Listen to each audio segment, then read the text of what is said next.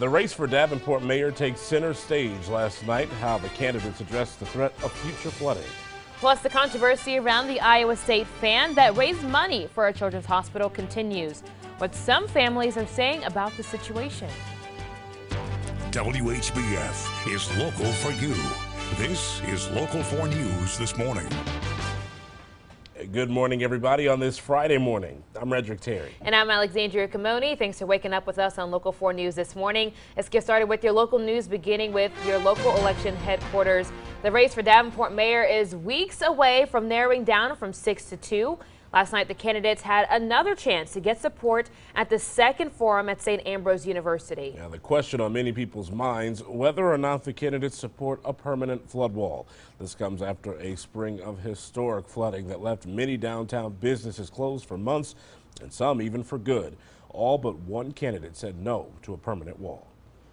When you do that, you realize that that water is going to go someplace else. So I don't want the East Village to flood because we're just protecting the downtown. Rock Island, the Illinois side, they have flood walls, and what that's done is push the river towards us. I think in the long term, we actually need to rethink our entire flood plan, probably for a crest that's much higher than what we're looking at now, probably 28 feet. I'm not a fan of a flood wall because I don't want to put taxpayers in debt to $200 and some million.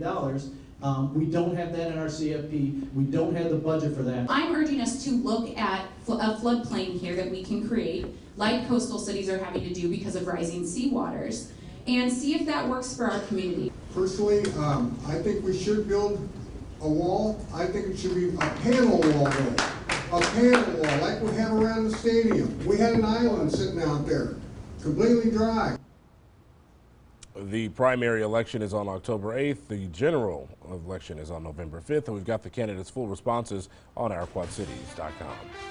This morning, a second person is waking up in jail because of a deadly hit and run in Clinton from last month. Now, officers in Chicago picked up Eddie Kraut Jr.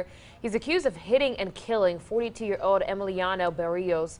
That was about a month ago. He's charged with homicide by vehicle. It just turned 5:03. The recent controversy surrounding an Iowa State University fan who raised $1 million with a sign has people talking.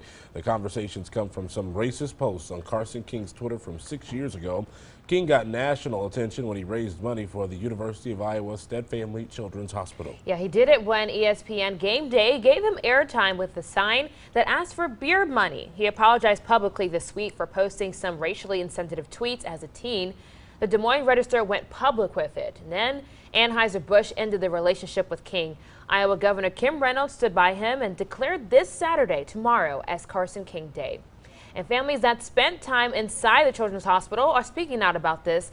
They don't approve of King's tweets, but they say it's more important to remember what he's doing now, supporting kids who need treatment. Local 4's Sean Logging has that story. 18 months old and on the move. Finally started walking.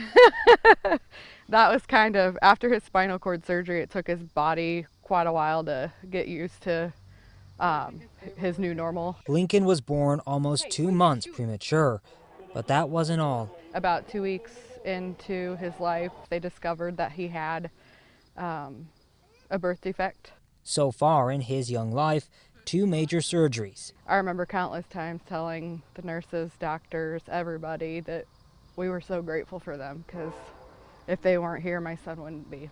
Her friend, Jessica Cleese, has the same appreciation after her son, Caleb, was diagnosed with cancer at 9 months old. Thought it was an infection, and it wasn't getting better, so we went to Iowa City, and they said that he had testicular cancer. Now 5.5 years cancer-free. Thriving and running like nothing ever even happened. Those are the stories Jessica and Christine want the attention to focus on, because it's kids like Lincoln and Caleb they say Carson King's goodwill is helping. He didn't have to do this. You know, he was just looking for a case of beer, and it turned into $1.5 million gift. They say they're supporting Carson because the young man is atoning. Apologized and everything, and I was really upset with myself. Trying to make it right. Why did this need to be brought up? I mean, you can see by his actions that that's not the kind of guy he is, and I don't even know him. Christine and Jessica saying they hope his past indiscretion doesn't distract from the good he continues to accomplish. Coolest thing I've seen all year, the most heartwarming thing that I've seen all year. That's all for the kids. Sean Logging, Local 4 News. Now, King's controversy has opened a lot of eyes to about what social media can actually do. Coming up a little later, we'll talk about why it's important to be mindful of what you post and how it can impact you later in life. Almost 5:06 now. An investigation is underway after a building under demolition caught fire. That happened on West 1st Street near Rockingham Road in Davenport. Smoke could be seen for miles from this. Firefighters say this was the second time they got called to that location for a fire since demolition began. No one was hurt. Time now is 5:06. A follow-up now to a story we brought you last spring. A Blackhawk College law enforcement student got the first Alan D. Purley Memorial Scholarship. And she's Alexis Moreras. As you can see, more than $11,000 was raised to create this scholarship. Now, Purley grew up in Moline and spent decades working in law enforcement. He killed himself last year, and his family and friends started the scholarship in his honor to bring attention to law enforcement suicide. More than 600 flags lined the streets of Alpha, Illinois yesterday. People waited for bike riders of the Gold Star 500 to come into town. Students at Allwood Elementary stood outside and greeted those riders. The Gold Star mission provides programs to honor fallen heroes and their families. One Gold Star family member says he's thankful for what that bike ride and those riders are doing. Thank all you riders for what you do. Thank you.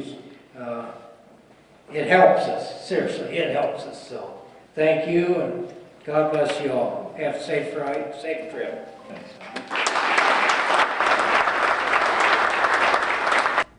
The Gold Star families were recognized at the American Legion in Alpha. A very important bike ride, and yesterday for them it was very nice outside to have that bike ride. Oh, for sure, but today is not the same case. Ash, later today we're expecting some of that rain, so we need to make sure we keep our umbrellas handy for sure. Yeah, it's a good idea here today because that rain's going to start up this morning, and it's going to kind of be on and off, well, all day long here this morning. Nice and mild after that gorgeous day we had yesterday. We're starting off currently in the 60s, and then this afternoon we're back up to the mid 70s. So temperature-wise, just as nice as yesterday. It was just absolutely gorgeous yesterday. Hopefully you enjoyed that. This morning, starting off with cloud cover 66 in Moline. Dew points, though, all the way to the 40s, so it's very, very crisp this morning. It's always nice. It will be gusty today. Wind's already a little gusty this morning. We'll see them gusty at 30 miles per hour today. 65 in Davenport right now. And the radar not too active. Got a few showers starting to make their way through southern Iowa. Those are going to kind of grow as they move into the area, so we are going to be expecting scattered rain here through this morning, and then another round of it this afternoon and evening as well. And there is the potential for some of those to turn strong to severe, so remain weather aware. Temperature-wise, only 67 at lunch, but we do eventually hit the mid-70s today. 76 the high temperature, and then tonight we'll see those storms linger for a little while before they finally clear out, and we're back down to the upper 50s. Well, there'll be something to watch out for tonight, especially those football fans. And there are some games that are already being moved up ahead of this stuff. Yeah, for sure. It's going to be a little messy. We'll have to just kind of wait and see how it shakes out. Hopefully, it'll end before the games. Yes, let's hope. All right, Ash, thanks. Coming up, the changing seasons impacts people in different ways. How the end of the year can cause seasonal depression in some. The time now is 5:09. Your top health stories are right after the break. You're watching Local 4 News this morning. WHBF is local for you with Frederick Terry, Alexandria Ikamoni, and meteorologist Ash Simpson. This is Local 4 News this morning in high definition.